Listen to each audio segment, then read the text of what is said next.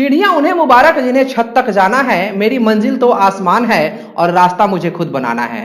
इंसान अगर जिंदगी का मकसद तय कर ले और पूरी निष्ठा से अपनी राह पर चल दे तो चाहे कैसी भी परिस्थितियां हो, सफलता जरूर मिलती है। यूपीएससी 2019 का रिजल्ट आ गया है।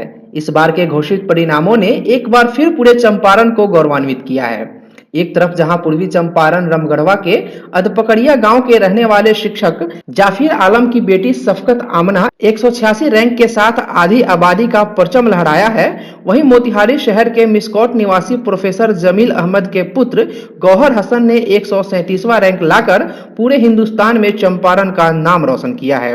एक मिडिल स्कूल के शिक्षक की बेटी शफकत आमना बेहद मुश्किल परिस्थितियों से जूझते हुए पंडित उगम पांडे कॉलेज मोतिहारी से ग्रेजुएशन करने के बाद आईएएस की तैयारी के लिए दिल्ली पहुंची। अपनी कड़ी मेहनत और लगन के बदौलत शफकत आमना ने वह कर दिखाया, हर किसी के लिए एक मिसाल है। शफकत आमना फिलहाल दिल्ली में है और उसके अब्बू अम्मी मोतिहारी के मठिया मोहल्ला में रहते हैं। बेहद साधारण परिवार से आने वाली शफकत आमना के घर आज एसटीवी न्यूज की टीम पहुंची और उनके अम्मी अब्बू से बात की। हम आपको यह पूरी बातचीत दिखाएंगे, लेकिन उससे पहले अपनी शानदार उपलब्धि के बारे में शफकत आमना ने एसटीवी न्यूज को फोन पर क्या कहा, सुनिए। सबसे पहले तो आपको बहुत बहुत मुबारकबाद, है ना। जी शुक्रिया। आपने बहुत बड़ी उपलब्धि हासिल की है। चंपारण से ये कहा जा रहा है कि पहली आईएएस बनने जा रही हैं आप, कैसा लग रहा है आपको?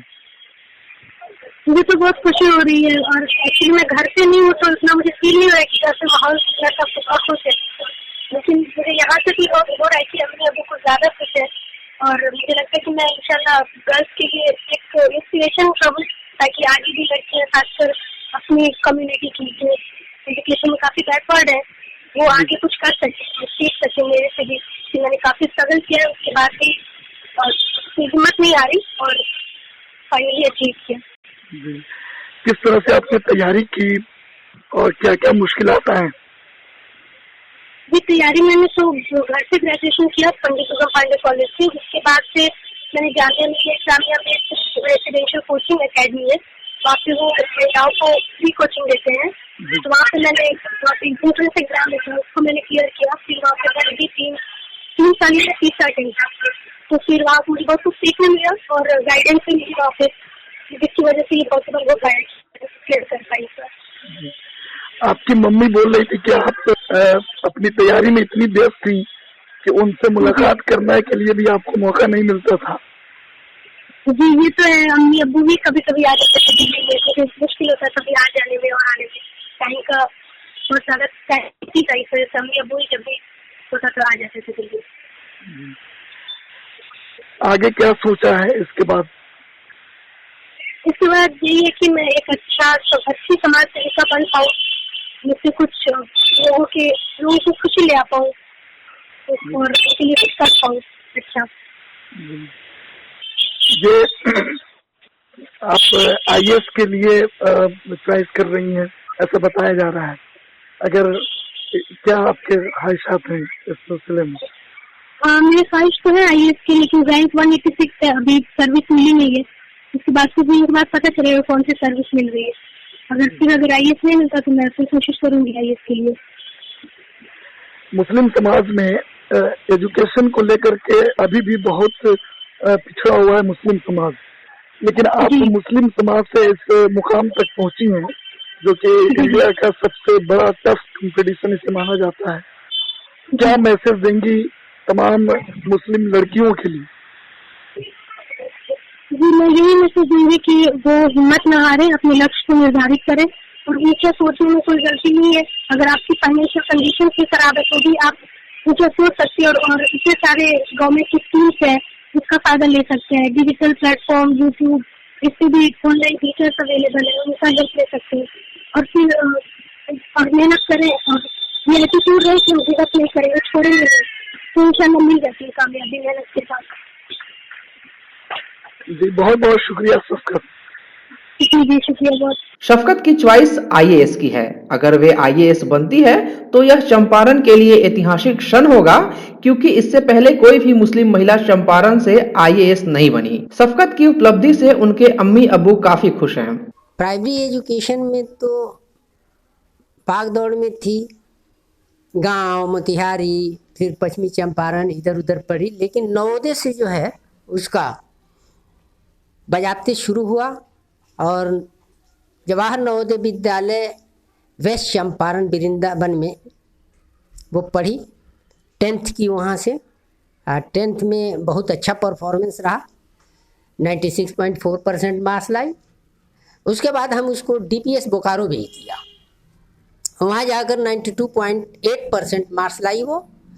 और उसके बाद हम उसको DU भेजना चाहते थे, लेकिन अब हमारी कुछ माली परेशानी को देखकर वो कहीं कि नहीं, हम मोतिहारी ही से कर लेते हैं ग्रेजुएशन, और इसलिए जो है वो मोतिहारी पंडित उगम पांडे कॉलेज से ग्रेजुएशन की, ज्योग्राफी ऑनर्स की, उसमें 74% मार्क्स आया।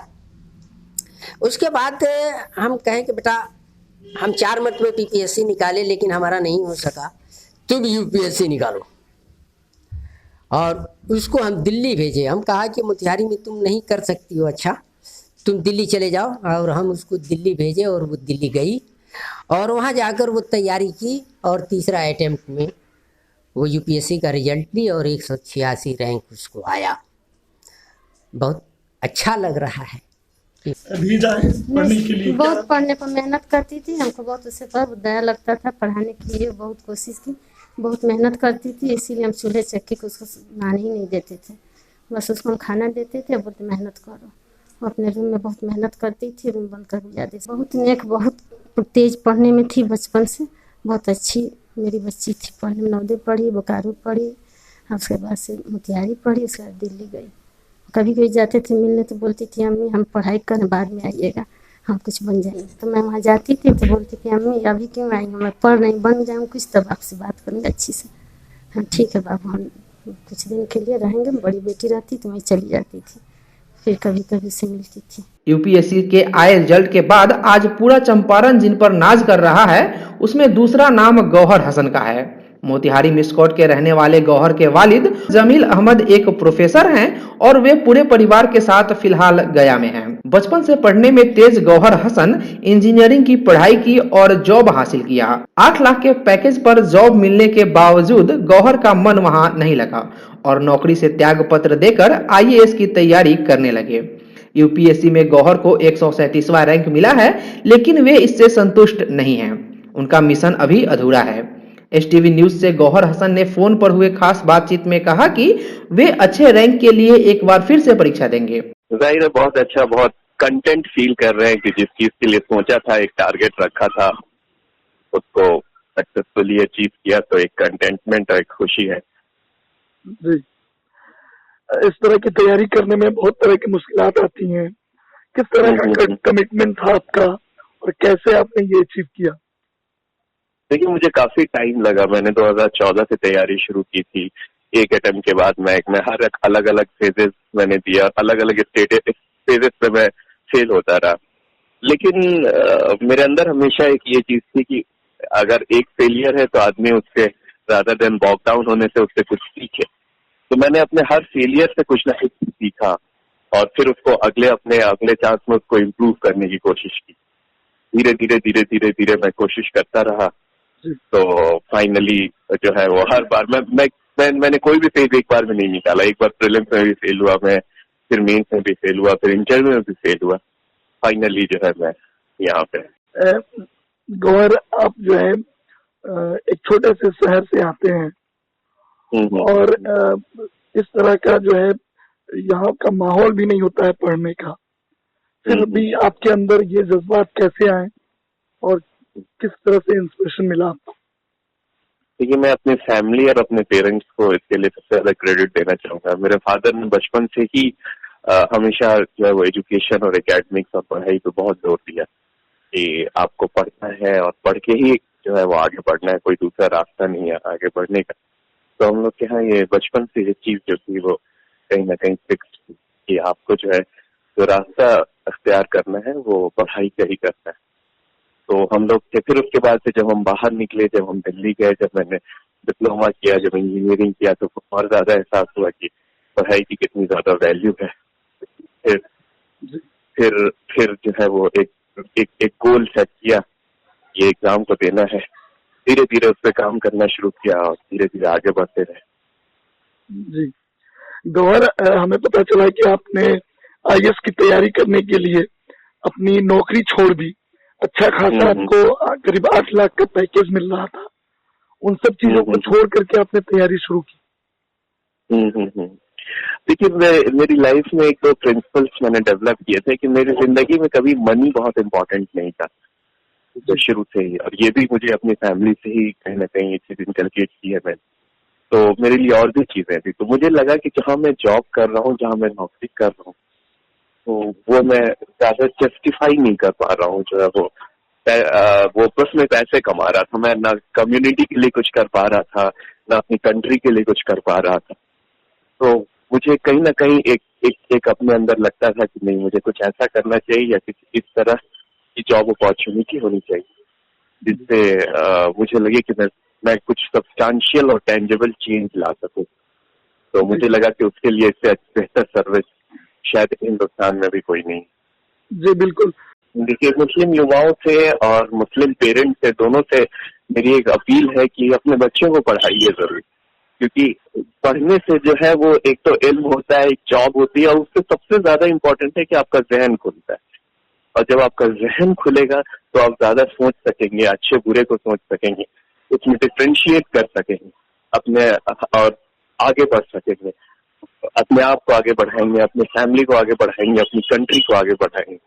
तो इसके लिए सबसे इम्पोर्टेंट चीज यही है कि पढ़ाई को जोश दिया जाए, और सिर्फ ये नहीं कि रोट लर्निंग, क्या चीजें याद किया एग्जाम में लिख दिया, वैल्यू एजुकेशन को प्रमोट करना जरूरी है। आपका गौहर, आपका रैंक बहुत अच्छा आया है, 137। क्या ये डिजर्व कर रहे थे आप? बिल्कुल, मैं एक्सपेक्ट तो कर रहा था इस बार कि कहीं ना कहीं मेरा लिस्ट में नाम आएगा, जिस तरह से मैंने पेपर दिया था। लेकिन ऑब्वियसली ये रैंक का तो कुछ पता नहीं होता है आदमी को, क्योंकि ये तो कॉम्पिटिटिव एग्जाम है और दूसरों ने कैसा परफॉर्म किया है उसके अकॉर्डिंग होता है। बट हाँ, मैं लिस्ट में नाम एक्सपेक्ट जरूर करेंगे। गौहर हसन की उपलब्धि पर मोतिहारी में रहने वाले उनके रिश्तेदार काफी खुश हैं। गौहर की बहन और उनके रिश्तेदार मोतिहारी के शांतिपुरी मोहल्ले में रहते हैं। आज STV न्यूज संवाददाता अफसर कमाल वहां पहुंचकर उनसे बात की। जैसा कि आपको मालूम है कि UPSC का कल नतीजा आया है। इस नतीजा में चंपारण के 2 होनहारों ने सफलता हासिल की है, जिसमें एक गौहर हसन नाम है। मैं फ़िलहाल इस वक्त उनके परिवार वालों के साथ हूँ। उनकी बहन मेरे साथ मौजूद हैं। आइए हम बात करते हैं और उनकी कामयाबी का राज जानते हैं। जी, मैं बहुत खुश हूँ। बहुत मेहनत किया उन्होंने इसके लिए, और उनकी मेहनत का ही नतीजा है कि वो आज यहाँ पर हैं। जामिया में रह के उन्होंने तैयारी की और काफ़ी दिन से लगे हुए थे, और अल्लाह की मेहरबानी से कामयाब हुए वो। अच्छा, ये पहली मर्तबा में ही उन्होंने ये सफलता हासिल की? नहीं, पहली नहीं, ये उनका 5th अटेम्प्ट था। अच्छा, उनकी पढ़ाई के बारे में कुछ हम जानना चाहेंगे। उन्होंने अपना स्टार्टिंग जो एजुकेशन कहाँ से लिया, 10th 12? हाँ, तो उन्होंने 10th तो यहीं से किया, मोतिहारी से किया था। फिर उसके बाद से डिप्लोमा किया उन्होंने जामिया से। मोतिहारी किस स्कूल से किया था? शांति निकेतन से। और फिर डिप्लोमा किया उन्होंने जामिया से, और BE किया वहीं से, जामिया से कंप्यूटर साइंस में। फिर उसके बाद से उन्होंने जॉब भी करने लगे थे, लेकिन जॉब के बाद से फिर उनको एहसास हुआ कि चलिए हम UPSC की प्रिपरेशन करते हैं। तो UPSC की प्रिपरेशन फिर वहीं जामिया में ही, पहले तो उन्होंने जामिया हमदर्द में रह के कोचिंग की, कोचिंग क्या वहाँ फैसिलिटी रहती है प्रिपरेशन करने की। तो उसके बाद से फिर जामिया में रह के फिर आज उन्होंने क्वालिफाई कर लिया। मतलब हिंदुस्तान के यानी इंडिया का सबसे टॉप कंपटीशन है, उसमें आपके भाई ने सफलता हासिल की है। कैसा महसूस कर रही हैं? बहुत गौरवान्वित? बहुत खुशी की बात है, बहुत प्राउड फील कर रहे हैं। वो शुरू से ही बहुत डेडिकेटेड रहा है पढ़ने के लिए। ये डिटर्मिनेशन उसमें कब और कैसे है हम लोगों को तो पता भी नहीं चला, और जब से डिटरमाइंड हुआ हम लोग खुद उसके एटीट्यूड से डर लगता था, लेकिन वो अपनी मंजिल को खुद अपने से पाए। ना रास्ता किसी ने बताया नहीं उसको, वो रास्ता खुद से बनाया उसने अपना रास्ता। अच्छा, मेरा तो भतीजा हुआ। अच्छा, मेरे समधी का लड़का है वो। कैसा महसूस कर रहे हैं? हाँ, बहुत खुशी की बात है, बहुत ही फ़ख्र की बात है। और वो तो शुरू से इंटेलिजेंट था, बड़ी लेबोरियस लड़का है, और जो इरादा करता है उसे पूरा करने की कोशिश करता है, तो उसमें कामयाबी भी उसको मिली।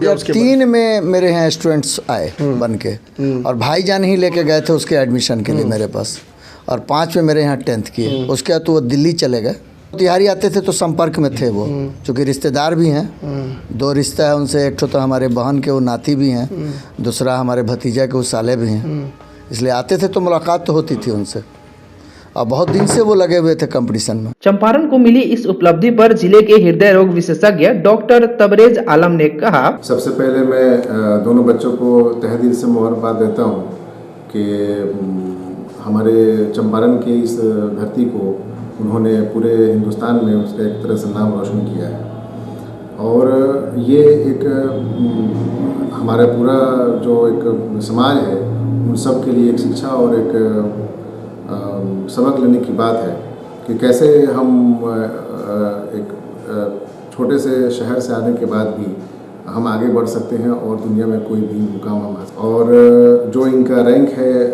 ख़ास तौर से जो है शफ़क़त का और गौहर का, तो काफ़ी अच्छा रैंक है इन लोगों का, और इस रैंक को पाने के लिए उन्होंने बिल्कुल बेशक काफ़ी जीतोड़ मेहनत की होगी।